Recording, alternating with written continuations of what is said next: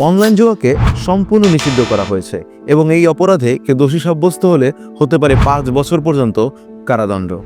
হ্যাঁ, ঠিক এই আইনটি পাশ হয়েছে সম্প্রতি সময়ে ভারতীয় সংসদে।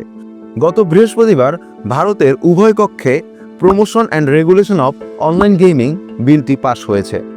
সম্প্রতি সময়ে ভারত সরকারের একটি পরিসংখ্যান অনুযায়ী দেখা যায় যে প্রতি বছর 45 কোটিরও বেশি মানুষের কাছ থেকে এই অনলাইন জুয়ারি প্ল্যাটফর্মগুলো 25,000 কোটি টাকারও বেশি হাতিয়ে নিচ্ছে।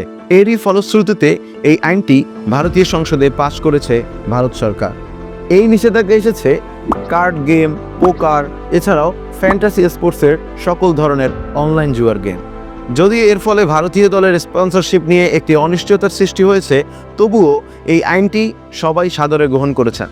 আমরা মনে করি আমাদের বাংলাদেশের জন্য খুব দ্রুততার সাথে এই আইনটি হওয়া দরকার, কারণ আমাদের বাংলাদেশের তরুণ সমাজরাও প্রতিদিন এই অনলাইন জুয়ায় আসক্ত হয়ে পড়ছে।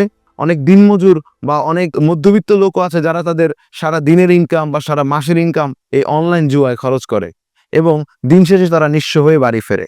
আপনার কি মনে হয় অতি দ্রুত আমাদের বাংলাদেশেও এমন একটি আইন পাস হওয়া উচিত নাকি উচিত নয়? অবশ্যই আপনার মতামত জানাবেন।